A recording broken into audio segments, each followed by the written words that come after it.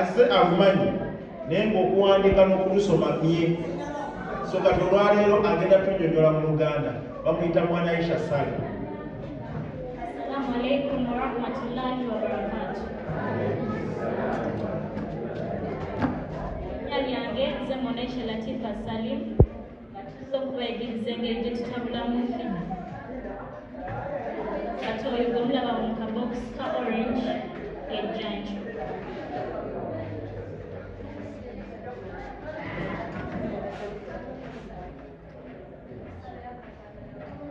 Okwata oyo ejjanjo ng'onabona n'osumuna n'osuka n'obuva mu container.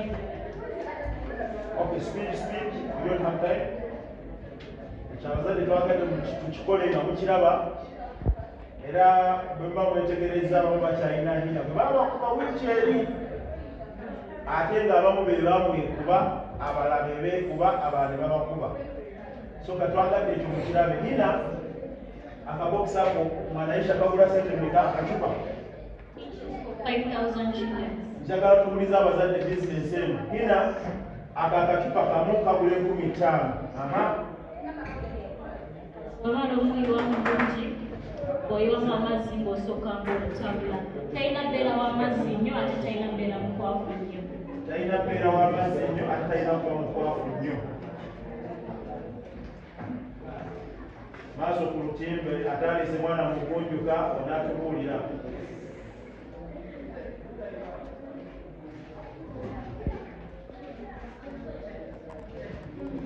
Kiri baavu leero oganda kulabise.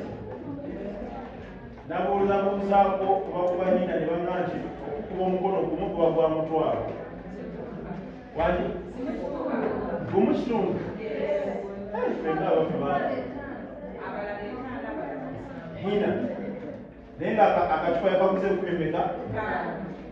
Kakati ng'omwana otandika agamba nti atakusookuwa school fees ate.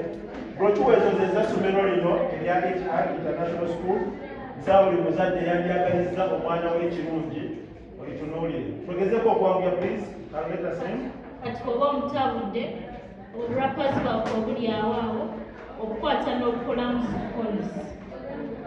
Kuba bugatte naye osooka n'obwawulamu omala n'okolamu bupolisi. Maaso ku lutimba omuzadde naawe vaawo. Akakooni ako kolabaawo ke bamaze okukola. Omuzadde naawe vaawo ng'ekyo kisegedde ddayo tandika bizinesi ku kyala wa neighbor. Kagula 5 ogenda okugiramu nti nga okuzeeyisa. Tandika mpolampola. Okayisa bw'otyo omala n'okola bukozi bw'obulungi. Omala okukola ng'osooka ng'osibako ttebe.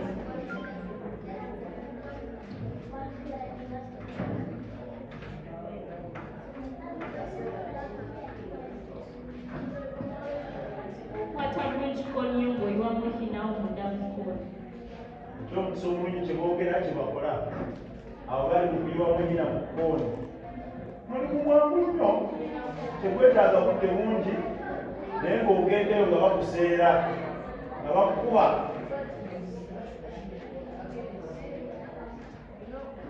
Maama yiwamu nnyina asaba twanguyeko. Naawe oba omuyiyeemu talina kubeera mungi nnyo. Oba omaze omuyiwamu osooka n'osinga sayidi emu eso. Nasibako ttebe.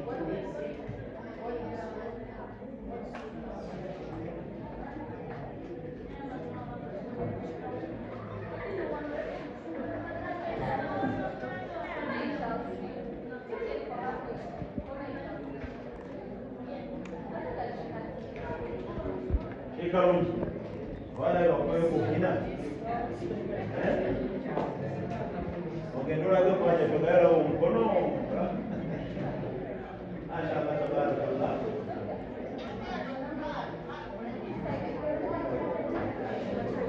Sayidi emu esooka osinga neyo tulina omwana okaziga bwe.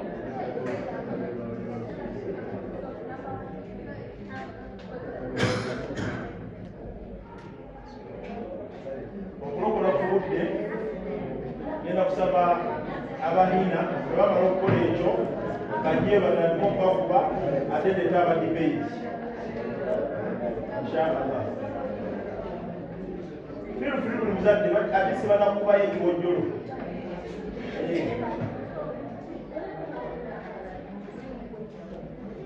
Mwanaisha, nenda maaso.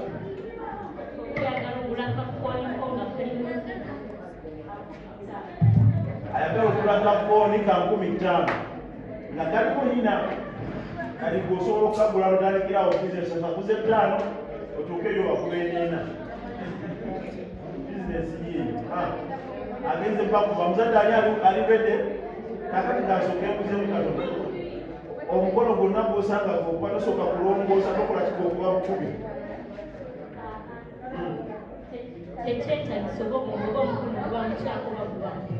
otekako obuteesi basi mwembajjewo awaliwo atategedde engeri bakolamu nyina bizinesi yiyo ng'omwana akola sente ku kyalo kapita owubyo RFM gwenjuka kale kaleeta ba debate kati debate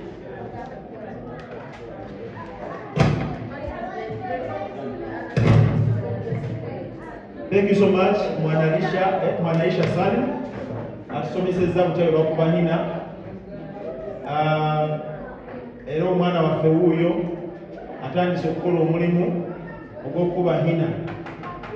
Ekyenjawulo nno nange nalimu mu kiraasi eyo naye baatugamba bwe baali batusomesa nti wabaayo ekimuli ky'oba weetaaga era agenda okukuba nyina ajja n'ebimuli ebyenjawulo gwe n'olondako. Naye buli kimuli ky'olonda kiba ne sente zaakyo. Kati ndowooza kyekiri kye mbadde mugaa nti emitwalo 5, 7 ne 10. In front of you is at AT team. Nabo bazze batulageko kye balina. Bwe bamaliriza wano bassebo ne bannyabo ate nga ndowooza tuddako ekisembayo nga tubasiibula obudde bwe twabakkiriziganyizza bwebwo. Kansooke mpe mukama waabwe ayogereko gye muli mumutegeere abeeyanjulire then n'oluvannyuma ate tugende mu maaso insha Allah.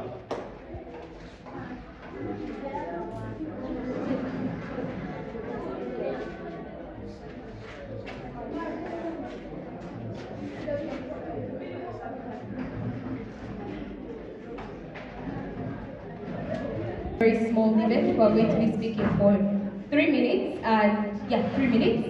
The motion is this House believes that technology has done more harm than good, and these are our debaters. I just want them to introduce themselves, then we begin the debate. Before introducing them, first introduce yourself.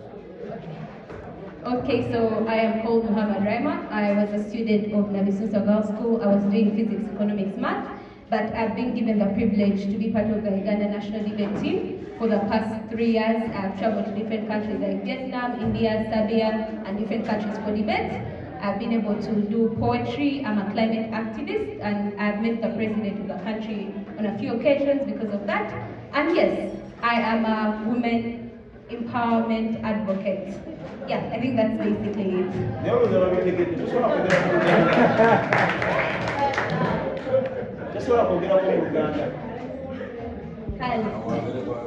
Amani agange bampita Muhammad Raima badde somera ku Nabisusa Girls School ga natudde form 6 badde ndi ku national debate team y'eggwanga ga debatinga badde ndi climate activist ne advocate w'abakazi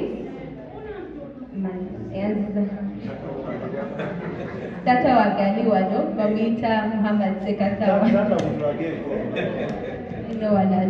Banaikono etaata era bwe tubagamba nti y'omu ku badduukanya essomero lya Etihad products muba muziraba. Nsaba batandike. Okay, come and introduce yourself. Please, we don't have time. Assalamu alaikum wa rahmatullahi wa barakatuh. My name is Madhav Abdullah. I am the timekeeper.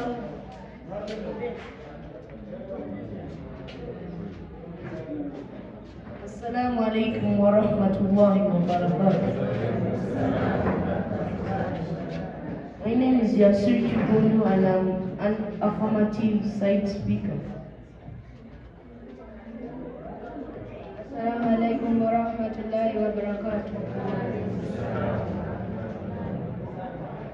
Mr. Malayan Maran, I'm from the affirmative.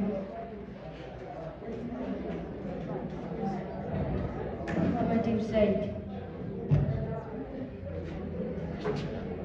Assalamu alaikum wa rahmatullahi wa barakatuh. My name is Yakuba Abdulatif. I am from the affirmative side. Assalamu alaikum wa rahmatullahi wa barakatuh. My name is Mariam Chwabo and I'm from the negative side.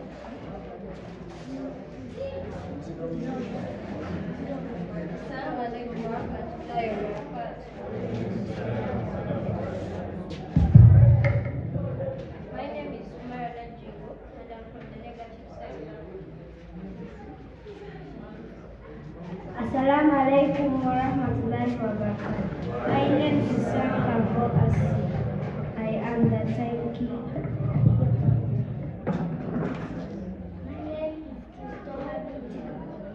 My name is Kisto Hamida. I am also a timekeeper.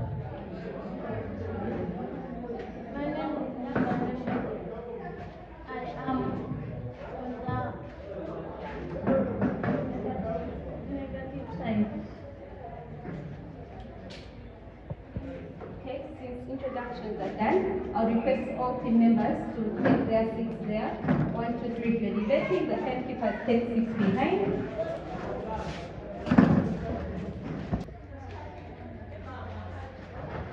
You have 3 minutes of speech.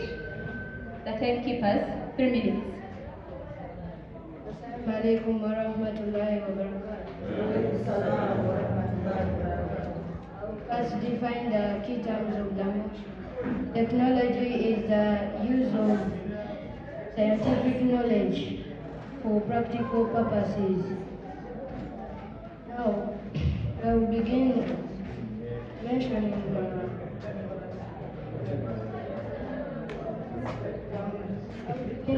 the points. Point number 1 is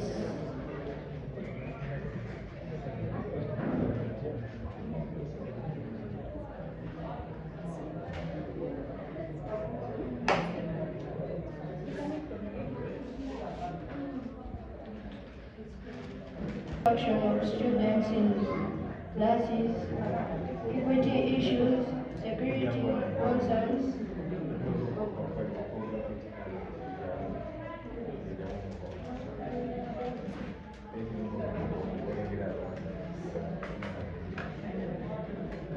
Children get spoiled, pollution, laziness, unemployment, family connections spoiled, diseases, eye and ear problems, poor performance.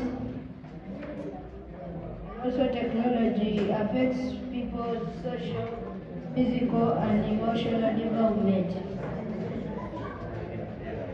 The first negative speaker to give the speech for negative. Here. Please, you're reminded to keep your time and speak up.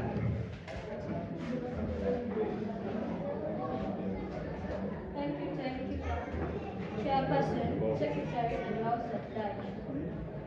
As today's motion says that technology has done more harm than good, I oppose the motion because of my following reasons. I believe that technology is one of the best inventions ever. For example, it has helped develop countries. How? It has helped farmers to deliver their goods to their customers safely without any hardship and also ease their work. We have better transport today because of technology. Thanks to technology, we have better transport. It has helped us to invent cars that are easy transport today.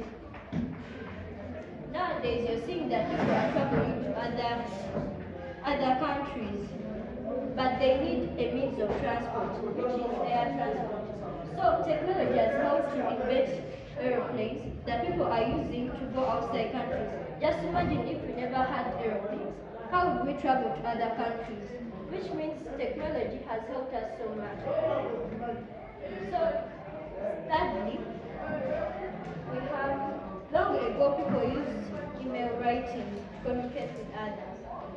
But nowadays, thanks to technology, it has eased it by inventing phones that people are using nowadays.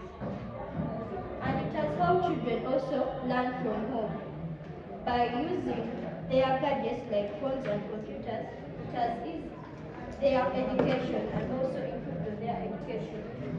I rest my case.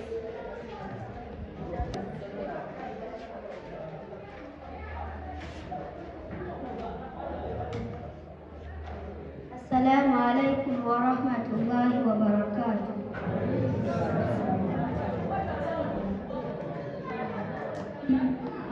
I'm going to extend the first affirmative speaker's views.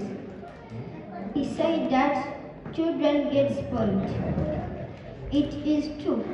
Technology has made children to get spoiled. How? Technology, parents have bought for their children phones, so children don't get time to talk to their parents, to listen to their parents. And technology has made children spoiled. A child can go to school with phones when Allah at the school says that the children must not come with phones at school.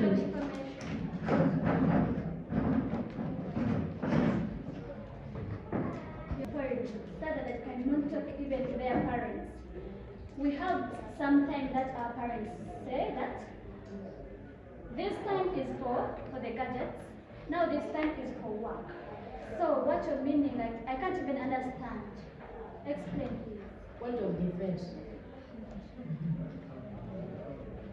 During this chairperson, I would like to defend my fellow affirmative.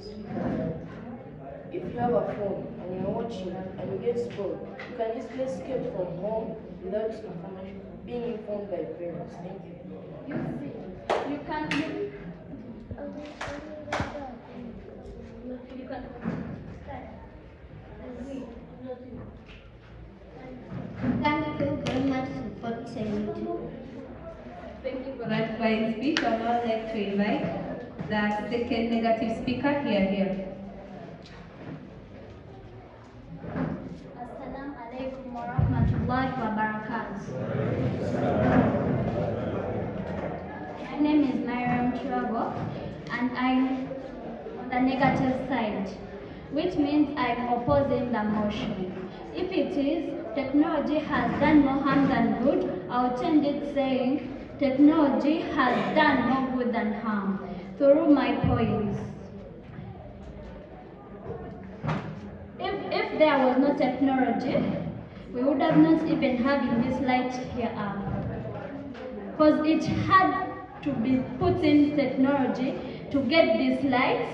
Also where we are standing, where we are sitting right now, it needed technology. This building cannot be built without technology. And we can't also move in vehicles if it wasn't technology. We cannot go on bikes if it wasn't technology. There is nothing that is not technology, which means it has eased transport. And also it has eased communications through gadgets like through phones. That's long time. We used to use emails, like writing letters and you send, but it will take long to reach. But now I can inform my parents or my friend through the phone, and then the thing will be known as fast as that. Those are my views. Thank you for listening. Okay, thank you for that fine speech. I would now like to invite the third affirmative speaker to whip the debate here. Assalamu alaikum wa rahmatullahi wa barakatuh. My name is Yasu Chigundu and I'm the third affirmative speaker. I would like to rebuttal with the first and the second negative speaker's points. One of them said development of countries. I understand what you said by development of countries, because robots are helping in making of some new materials in industries, but it's also causing unemployment. Look at the people on the streets. They don't have jobs. They don't have where to get a reliable source of food. And also, sometimes machines make bad quality of goods. Like, if it was for a human being, like, to make something on its own, he or she would have made something very nice for the whole country. Education. Let's bring it. Technology. A calculator is also part of technology in some way. So, if you use a calculator to calculate everything you have in mind, and you have less brain, then won't you fail even summer exams? Won't you even? You don't know what to say. Transport sector. Health. Walking is also part of our health practice. If you use a car every day, walk around the whole streets, don't you have your feet? You'll be, your health status will be good if you walk. Death of people percentage. Someone said like transport, aeroplanes, or die because of aeroplanes. Haven't you ever heard of news people dying because of aeroplanes? Billions and billions of people die. Why? Education. Let me also pass across this point of education. Because education, they brought you to school to learn. And so, if you come with a gadget at school, won't you just watch some videos while you were at school? Teacher is teaching someone, then you are like, thank you, those were my words. Okay, thank you for that fine speech. I would now like to call upon the final speaker of the debate to sum up the debate.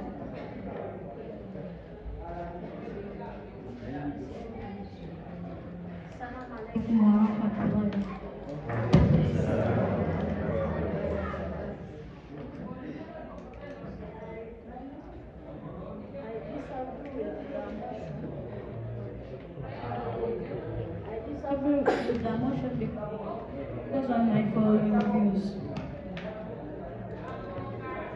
Because technology helps us. You couldn't have here all of you here if it wasn't technology. Technology helps in building houses. Technology helps in agriculture.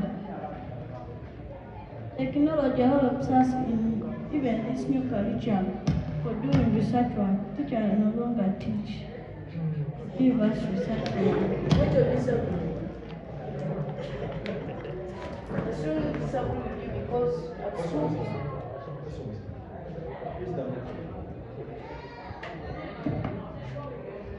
I strongly disagree with you because at schools we have libraries. And there are less gadgets used by other students. Now, how?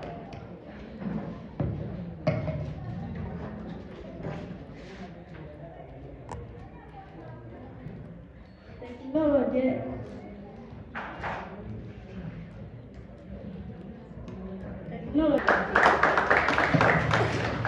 So this is a product of 3 days of training, but they have tried to put out something. There are many children out there who can't be able to speak here, who don't have the confidence, but I think we should all clap for them for showing that confidence and coming up here and speaking.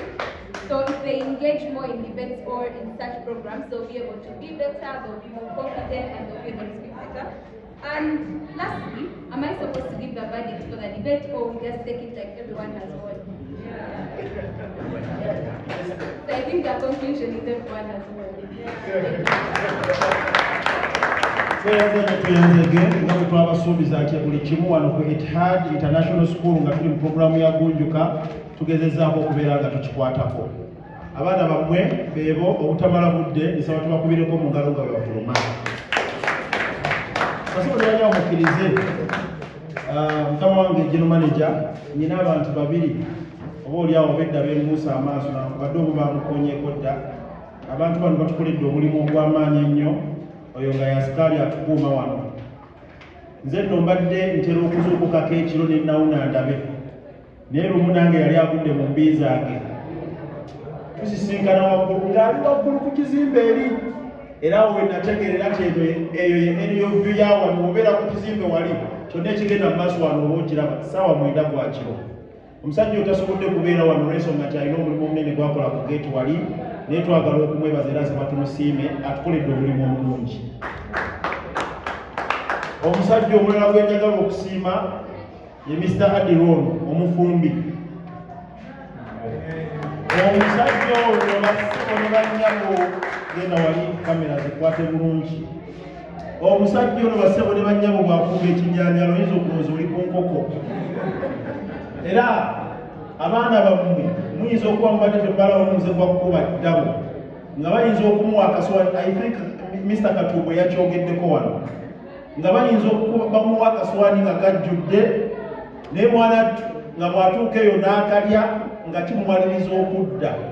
Si kuba nti aba takkuse, wabula emmere eba ewooma. So nsaba obuze ku bantu bano obabuulire naki kye wakugukamu. Assalamu alaikum warahmatullahi wabarakatuh. Amanya gange Kalema Abdi Chief. Kalema Abdi Chief. Baramusizza mwebale kujja. Nze nakutuka mu kufumba. Tesobola kufumba ndeke kinjikola buli kimu kifumba. So baramusizza. Ebigambo bitono ebikolwa bye bingi. Sebo webale nnyo, webale ddala. Nsaba mukkirize mu kaseera kano akazindaalo nkaze eri ttiimu ennene oba oli awo nga tunaatera okutuuka ku nkomekerezo ya puroguraamu eno. Ajati Asia yabadde chairman wa projekiti eno mu kaseera kano nga tozindaga nti yalina okubeerawo, ate oluvannyuma akazindaalo akawe mukama waffe general manager ebyo bisigadde puroguraamu eyo ejja kuba empanvuyeeko. Madam Chairperson, you most welcome. Tumukubireko mu ngalo ndowooza akazindaalo tukwakakulira wano kayinza obutasobola kutuuka eyo. Yabadde chairman wa projekiti eno era nga yakwasaganya buli kimu kyonna nga bibadde bikiramu. Assalamu alaikum warahmatullahi wabarakatuh. Eri directors Baitkad International School Mukulu Ahmed eddala ndyerabiddemuko, eri director Mwami Engineer Rajab, ate nga mu kiseera kyekimu y'omu ku directors ba Radio Pal, abaami n'abakyala, ttiimu ya Pal FM, basitaafu bannange, abagenyi baffe, abayite, abaami n'abakyala, ntwala ekiramuso esingira ddala okuba ekyekitiibwa eri general manager wa Pal FM. Mbadde mubuusiza amaaso mukama wange n'onsonyiwa, ndowooza essanyu linkutte nnyo. Oyo nno omwami masha Allah, si kuba nti bakama bange bali wano, naye kansooke ntole ekiramuso ekyekitiibwa. Assalamu alaikum warahmatullahi wabarakatuh. Erinnya eryange nze Hajjati Asiya Musana Mami Ismail, omukozi wa program abakyala bazira. Neebazizza nnyo nesekwebaza bazadde baffe abaawulira omulanga gwa Pal FM ne mwanguwa ne muleeta abaana okuba registeringa. Banange alhamdulillahi rabbil alamina. Kanzeko omukisa guno okwebaza ttiimu gye nkoze nayo Mugunjuka. Baali badde bayimirirako wano naye olw'emirimu egiteebereka oba oli awo nja kusobola okumenya amannya gaabwe nti nabo bakoze omulimu munene nnyo okuba nga twekwatidde wamu okulaba nga ensonga eno tugituusa ku nkomero y'entandikwa yaayo. Mwabo mukkirize abagenyi baffe ng'olwaleero olunaku lwaffe tufundikira mukolo gwa Gunjuka. Abaami abo njagala okubeebazaako nnyo ttiimu gye nkoze nayo. Okusingira ddala nja kwebaza mukama wange general manager wa Radio Pal FM Mukulu Muhammad Haruna Sozi oyo nno mundu mmenye era ndowooza singa teyaliye ekintu kino kyalibadde kikona nga kigenda kulemera muki mu bbanga. Tumwongere essaala, Mungu amukuumire mu kifo ekyo ate amutaase ebisoomooza n'ebirala. Kantwale omukisa guno era okubagamba nti tiimu tukoze, nze mbadde na ntebe, waliwo omwami bamuyita Musa Boogere, ndowooza abazadde mukimanyi nti oyo abeeredde ddala mu mulimu gw'abaana. Boogere Musa simanyi wawaali naye ng'abaddewo nnyo, nenzizaako omwami Badru Sonko Haruna MC gwe mulaba wano. Taata tulira ku bantu salaamu. Oyo ndoyinza okugamba nti ng'ogyeko gyemu wapaala ate oyo ayiyeewo nnyo omubiri era obutambi bujja bulaba ku mikutu emigatta abantu. Omwami oyo omulimu gwakoze gwokweyogerera si byakuwaayiriza.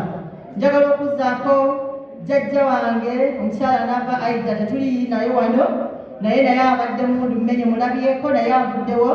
Tukwatidde wamu okulaba nga embeera eno. Chief Accountant waffe Finance Officer Mwami Sadiq Juma Masumbuko, banange ne mukulu Musa atole ku salaamu tannayogerako kigambo.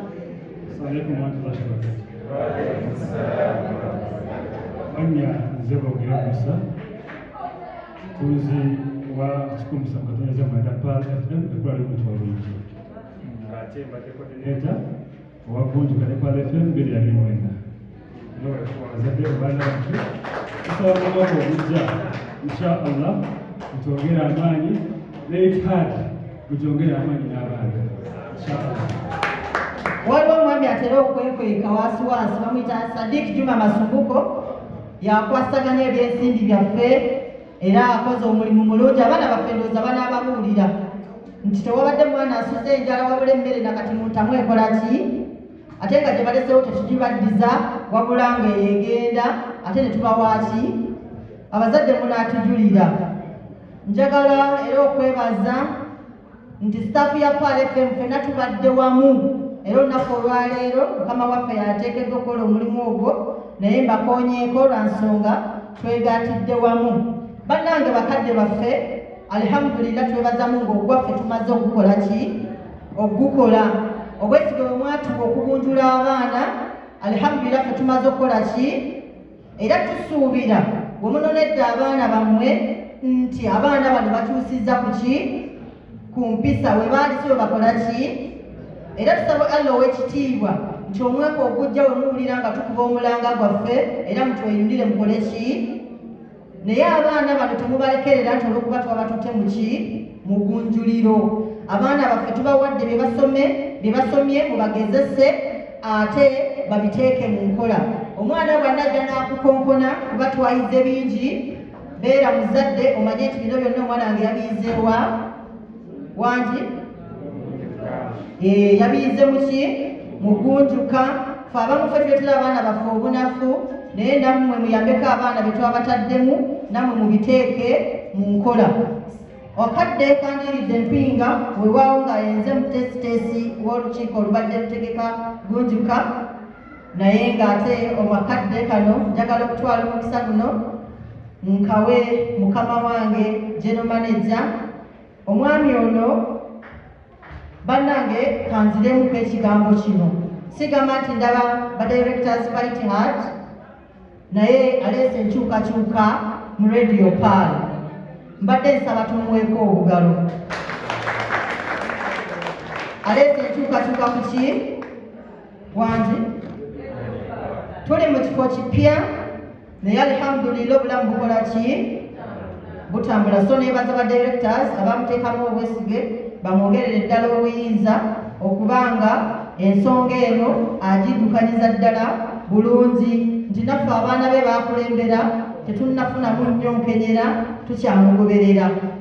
Ssebo mukama wange General Manager wa Pal FM, kkiriza omuzindaalo guno ssebo tegutuuka awo wooli, naye mbadde nsaba ojje ate oyogereko eri abantu. Oyo nno yanfudde ow'amaanyi mu kintu kino ekyagunjuka. Salaamu alaikum warahmatullahi wabarakatuh.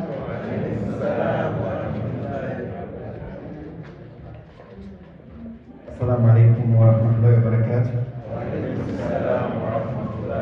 Obudde tebuli ku saidi yaffe, onzikirize nebaza Allah subhanahu wa ta'ala atwongedde omukisa okuddamu okusinkana enteekateeka eno. Enteekateeka eno ya mulundi gwakusatu eyagunjuka, naye lwakiri ebadde ya njawulo nti n'omukolo guno okubeerawo mu mbeera eno, abazadde abasinga obungi mwansabye nga temwetaaga mukolo guno olw'obudde, era kyokola batoganizinze mu mbeera bwe. Naye abayizi bammwe, abaana bammwe ne bansana naba tulina okulaga ku bamaama baffe ne batata baffe, era mujja tusonyiwa ensonga lwaki tubakalubirizaamu essaawa zino 2-3 ne tuteekamu enteekateeka efaanana bweti. Naye ng'obuulyawo mwali badde mujja pikinga abaana bano ne bagenda, kibebaliza ekyo kye mwakoze. Enteekateeka yagunjuka obwa 2024 twatunuulira ebintu bingi, twamutambuliza ku misingi 5: empisa n'obuntubulamu, eddiini y'abaana bano, ennimi nga twatunuulira ku mulundi guno olulimi Oluganda n'olulimi Oluwarabu, kubanga Oluzungu abaana baffe balumanyi. Mwabasindika wano alhamdulillah nga balumanyi. Twatunuulira ku nsonga ya language etukwatawaawo, netunuulira ku nzikiriza y'abaana bano, enkwatagana yaabwe n'omutonzi waabwe. So ebyotambulizaako ogunjuka nkozikosaako n'okubayigiriza emirimu egy'enjawulo nga tuyita mu kuzuula talenti, twatuuma talenti nakyalimu. So ze mpagi 5 ze twatandikirako, era abaana bano kakasa nti bayinza okubadde okukusa mu byonna ebitaano, naye lwakiri bayinako ebisatu, ebitundu 7 bakasa nti basobodde okubeera nti babifuna. Njagala kwegayirira bamaama ne bataata batuwadde abaana bano nti abaana bano twabatandise ne basics, tujja basaba mwongezeemu mwongeza, baleme okuba wano omwana abadde asala ku ssaawa 11:30 onafu baba bazukuka, tusala ku ssaawa 12 zennyini, ate omwana omuleke yebake bwebasi asale ku ssaawa emu kubanga gwe tusaala. Tujja basaba mutuyambeko tunyweze omwana w'eggwanga. Tetugenda musomesa kusi zino ennaku 14 zibana z'omugunjuka buzimala, gagenda kubeera amaanyi gammwe ge munayongera kwe tutandiseewo okusobola okufuna omwana oyo gwe twagala omulongo, omwana omulungi, omwana ateekeddwateekeddwa mu nteekateeka eryagunjuka. Nja kusaba abazadde abali wano nga temunnava wano mufune lwakiri ku lipooti, abalinawo kadde okuva oli omuwalimu waffe asomesezza abaana bano, mwami oyo ali awo Seeka Salimu Sekisambu ne meetu waffe ne Ssenga webali wano. Olina akane dakiika 5 saagala okubano nga tugabanyeeko dakiika 5 ezo na bano ffe byaffe tuyinza okubyogerera ffe n'emikolo, naye lwakiri lw'obulungi bw'omwana wo, abantu abo babiri nenjogeddeko abasatu va wano ng'oyogeddeko nabo tusobole okuuma omwana waffe tufune omwana omulungi. Nga bwe nabagambye nti tebigenda kuba bigambo bingi, kubanga obukulu bw'omukolo guno n'enteekateeka eno kuteekateeka mwana wa Uganda, kukyusa mwana waffe ow'enkya. Muzikirize nkosa omukisa guno ttiimu ya Pal FM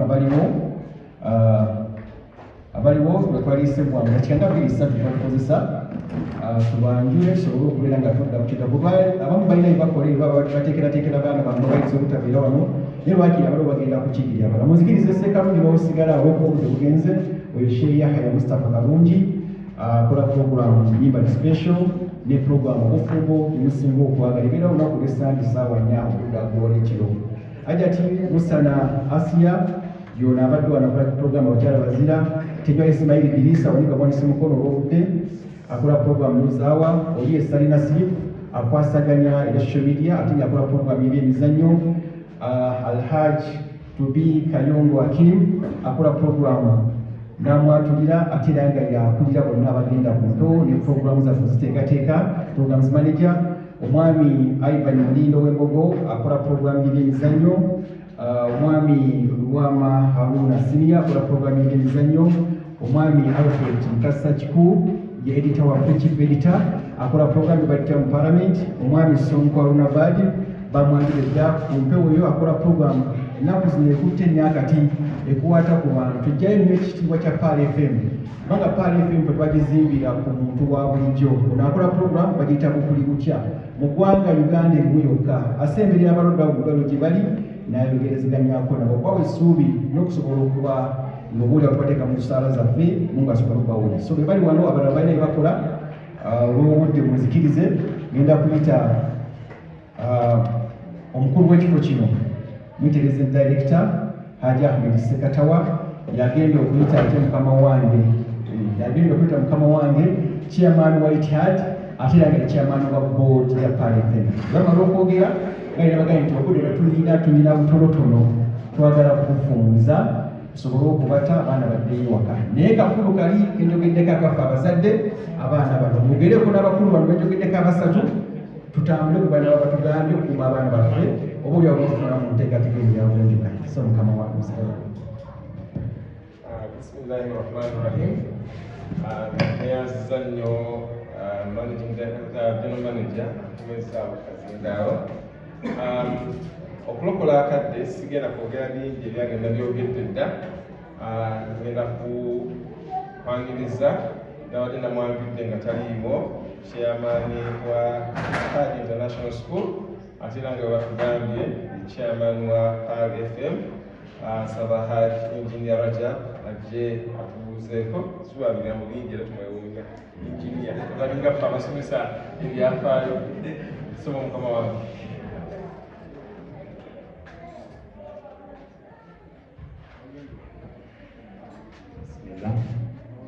Alhamdulillah.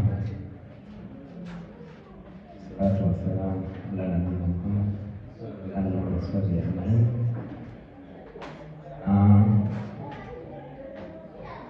Sokera ddala nga kwebaza Allah wena ffenna tusobodde okutuusa wano olunaku n'olwaleero nenzizaako abazadde abo abaalina twasiyite kyo mu Luganda obwesigwa bwe baateeka mu paaba n'akwata omwana we n'amuteekayo naye nga n'omwana ne bamutwala ne maama oba taata bamanyi bwe bamutwala. Kyo kiraba nti eyo amaana ya waggulu nnyo omuntu okutuuka ku levo eyo ewiikisi bbiri omwana we tamanyi wa gyali yatayogera naye ng'amanyi nti baali nabo abavunaanyizibwa. Okwebaza okwokubiri tuteeka mu management ya paaba olw'okuba bwe baali bategeka omukolo guno kuba tubadde obujja buddingana buli mwaka tubeera nako nga basaba ate nga si kubalagira nga chairman owa board mbagamba njala mukkirize abaana abo baleete ku ssomero lyaffe ejja Etihad International basobole okubeera nga bayigira abo. Njagezaako ekisoboka okulaba nga bafunira basolo obulungi n'okubeera nga bajja kulya bulungi bajja kubeera n'okuzannyira. Yaliko mu kifo kino wiikisi ziringa 3 emabega 3 oba 4 emabega ayinza obutakkiriza bwekitwe kyali ekisaawe ekyo batyanga tekiriiwo naye ndowooza mu wiiki ng'emu nga banaatera okujja basobola okitegeeka nekituuka awo n'ebintu ebiralalala netubeera nga twakwatira wamu nabo tufaayo okulaba nti ekifo kino kiri ambiyansi y'ekifo kino ambiyansi mu Uganda kiki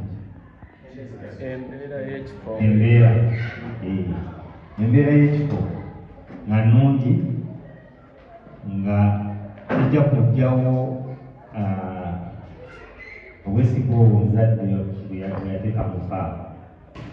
Ndishuwa omulundi omulala lwe banadda wano bajja kuba kijja kuba kifo kirala nnyo inshallah kubanga saagala kudda mu bigambo bannange bwe boogedde kubanga tuli wanne teacher wa Etihad tulinawo munnaffe muganda Sekatari Muhammad is a consultant in the Cambridge Education. Wano tugenda kugunjulirawo system ya Cambridge. System ya Cambridge eri recognized internationally nti omwana aba amaliriza wano asobola okuapplyinga to any university in the world nga tewaliiwo kugamba nti results ze bazikole ki basooke bazicompatinge oba balabe oba zeezo ngono walaba za UNEP sobola kuyingira university mu nsi endala oba Canada okujjako ng'olina bridging courses ze bakuteekako ne balyoka bakukkiriza. Ekyokubiri ekyenjawulo tugenda kutwala ebintu bibiri, eddiini ne Cambridge nga twakiraba nti wanze kibaddeyo abamu ku ffe tubadde abaana tubatwala Nairobi nga gye basomera okweyagala Cambridge n'eddiini wamu. Naye amasomero gaffe gabadde gaofalinga Cambridge Education gabadde tegofalinga ddiini naddala ku level nti eddiini omwana ajja kukka afune certificate oba akola idad oba akola tanam abeere nga ali recognized with those examination boards eziriwo mu Uganda, era omwana ajja kuva ng'omutaddemu ebintu byonna by'osobola okuteekamu. Ensuubira buli muzadde amanyi bulungi nti okutegeka omwana kyekisinga okumutegekera. And education tugenda kuyinga wrong, sente zonna zoteeka mu education ensure nti esente z'omwasasudde mu kaaba mujja ziraba mu results ezinaava mu baana bano nga bazzeeyo ewaka. Sina bingi ngenda kwogera njagala nkunoona. Assalamu alaikum warahmatullahi wabarakatuh. Mukkirize oluvannyuma lw'ebigambo